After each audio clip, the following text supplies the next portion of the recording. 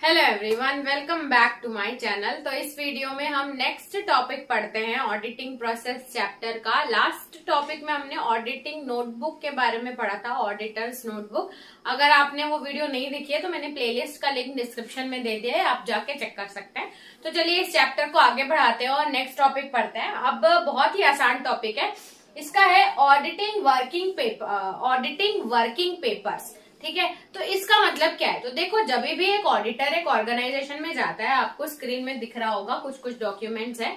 तो ऑडिटर जब ऑर्गेनाइजेशन में अगर वो जा रहा है तो वो पूरी तैयारी के साथ जाएगा कि उसको पूरे कंपनी की डिटेल्स, यानी कि उसको उस कंपनी के पूरे जो डिटेल है उसकी रिपोर्ट बना के देनी है, उसको ऑडिटर्स रिपोर्ट बोला जाता है। तो इसके लिए ऑडिटर को कंपनी के बारे में जानना सबसे ज्यादा जरूरी हो जाता है। तो कंपनी के बारे में जानने के लिए ऑडिटर को बहुत सारे डॉक्यूमेंट्स की जरूरत पड़ती है।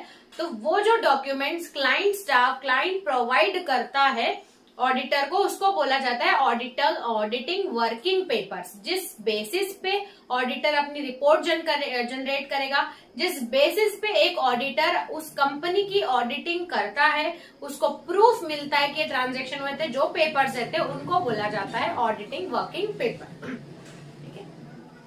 आई होप आपको ऑडिटिंग वर्किंग पेपर के बारे में समझ में आ गया होगा कि एक्चुअल में होते क्या है। कंपनी के डॉक्यूमेंट्स है, बहुत आसान है, इसको आप अपने लैंग्वेज में भी लिख सकते हैं, लेकिन अगर आपको थ्योरेटिकल पार्ट जानना है तो चलिए समझ लेते हैं। तो लिखा हुआ है पेपर्स और डॉक्यूमेंट्स विच आर ऑब्टेन्ड, जो मांगे जाते हैं या ऑडिटर खुद डेवलप करता है ऑडिट के दौरान, during the course of audit examination for reports auditor examine. अब ऑडिटर्स रिपोर्ट तैयार करनी है, उस रिपोर्ट को बनाने के लिए ऑडिटर बहुत सारे रिलेवेंट कंपनी के डॉक्यूमेंट, जैसे कि क्या क्या डॉक्यूमेंट्स को वो चेक करेगा, जैसे उनके बुक्स ऑफ अकाउंट्स है, उनका इंटरनल चेक, उनका इंटरनल कंट्रोल सिस्टम, उनके वाउचर्स, उनके अदर ट्रांजेक्शन के डॉक्यूमेंट, उनके परचेज के पेपर, सेल्स के पेपर, जितने भी डॉक्यूमेंट्स है वो। उसके बाद working paper should be carefully designed, detailed और अपडेट। और दूसरी ऑडिटर की डिमांड होती है कि जब भी वो ऑडिट करने जाए उसको एक कंप्लीट रिकॉर्ड ऑफ पूरे फाइनेंशियल ईयर का complete record of paper update मिले।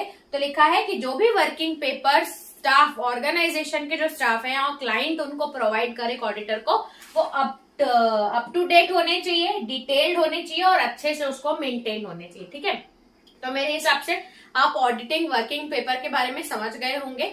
इतना ज्यादा हार्ड भी नहीं है, बहुत ही आसान है। उस कंपनी को जानने के लिए डॉक्यूमेंट्स तो लगेंगे ही, ठीक है, तो वो आप अपने मन से लिख सकते हैं। फिर आता है कि ऑब्जेक्ट ऑफ वर्किंग पेपर। जब वर्किंग पेपर्स एक ऑडिटर को क्यों चाहिए, क्या कारण है कि एक ऑडिटर वर्किंग पेपर की डिमांड करता है? कभी कभी आपके क्वेश्चन में पूछता है कि आप ऑडिटिंग वर्किंग पेपर क्या है और उसका ऑब्जेक्टिव बताओ। तो अगर 8 नंबर का क्वेश्चन आएगा तो ये एक्सप्लेनेशन, और ये मैं सिर्फ पॉइंट्स लिखी हूँ, इसको मैं अभी एक्सप्लेन करूंगी। फिर दो लाइन आप अपने हिसाब से उसको एक्सप्लेन करके लिखेंगे तो आपको बराबर नंबर मिलेंगे। तो लिखा हुआ है बेसिस फॉर ऑडिटर्स ओपिनियन। एक ऑडिटर जब कंपनी की रिपोर्ट जनरेट करेगा तो उसको कंपनी के बारे में पता कैसे चला, वो रिपोर्ट में क्या लिखेगा? तो वो जो रिपोर्ट में लिखता है वो ओपिनियन कंपनी के बारे में कैसे पता चलेगा? डॉक्यूमेंट से ही पता चलेगा। तो जो वर्किंग पेपर होते हैं वो ऑडिटर को क्या प्रोवाइड करते हैं? ओपिनियन प्रोवाइड करते हैं। ठीक है, उसके बाद आता है basis of auditors defence. Auditors defence मतलब अगर इन केस ऑडिट रिपोर्ट में कुछ गलत हो जाता है या कंपनी ऑडिटर को बोलती है, तो उस केस में वो वर्किंग पेपर्स को दिखा के, डॉक्यूमेंट्स को दिखा के ऑडिटर अपनी क्लीन चिट दे सकता है, यानी कि अपने जो छुड़ा सकता है कि भैया मेरी गलती नहीं है, मैंने डॉक्यूमेंट के बेसिस पे किया। ठीक है, फिर आता है facilitate efficient and effective audit.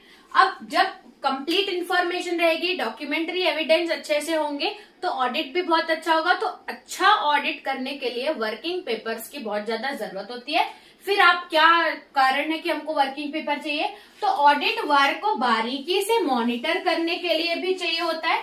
फिर आपको जानना है कि कंपनी इंटरनली कैसे काम कर रही है, तो अगर इंटरनल एक्शन कैसे काम कर रही है वो जानने के लिए, प्लस अगर ऑडिटर को कुछ सही गलत लगता है तो वो इंटरनल कंट्रोल सिस्टम को इम्प्रूव भी कर सकता है कुछ सजेशन देके। तो लिखा है basis to improve internal control system. फिर आता है helps in preparing proper audit report. अब ये तो हमारा मेन ऑब्जेक्टिव है कि हमको डॉक्यूमेंट्स क्यों चाहिए, क्योंकि हमको प्रॉपर ऑडिट रिपोर्ट बनानी है एक ऑडिटर को। ठीक है, तो ये तो आपको याद करने की जरूरत नहीं है, ये आप अपने मन से लिख सकते हैं। और दूसरी बात यह, ऑडिट करते टाइम या वर्किंग पेपर देखते टाइम ऑडिटर को कुछ गलत लगता है तो वो क्लाइंट को एडवाइस भी दे सकता है अगर उसको पेपर दिखाया जाए। तो अगर पेपर दिखाए जाते हैं तो एक बेटर एडवाइस फ्रॉम ऑडिटर भी उसको मिल सकती है। तो ये बोल सकते हैं बेटर एडवाइस टू क्लाइंट। एक ऑडिटर उस टाइम पे पेपर चेक करने के बाद क्लाइंट को एडवाइस भी दे सकता है।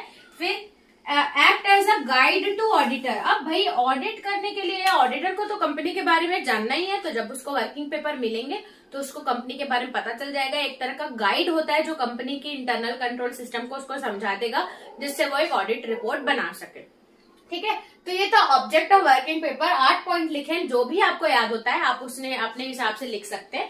फिर किसी किसी एग्जाम में होता है कि ऑडिट पेपर कैसे होने चाहिए। कभी कभी आपको इसके साथ भी वो एक क्वेश्चन आता है कि कैसे ऑडिट पेपर होने चाहिए। तो आपको स्क्रीन में दिख रहा होगा, ऑडिट पेपर जनरली एक्यूरेट होने चाहिए, यानी कि सही इंफॉर्मेशन बताने चाहिए। ऑडिट पेपर को करेक्टली मेंटेन किया जाना चाहिए। ऑडिट पेपर ट्रू पिक्चर दिखाने चाहिए। ये सब कुछ पॉइंट्स है। कंप्लीट इंफॉर्मेशन ऑडिट जो वर्किंग पेपर है वो दिखाने चाहिए। तो वर्किंग पेपर एक्चुअल में होने कैसे चाहिए, तो यहाँ पे मैंने 3-4 पॉइंट लिखे हैं। अगर आपके एग्जाम में ये वाला क्वेश्चन भी एक्सपेक्टेड है तो ये कुछ पॉइंट लिखोगे कि कैसे कंपनी को अपने वर्किंग पेपर मेंटेन करने चाहिए, तो आपको बराबर नंबर मिलेंगे। ठीक है, तो ये था हमारा आसान का topic, auditors auditing working paper. I hope आपको समझ में आया होगा।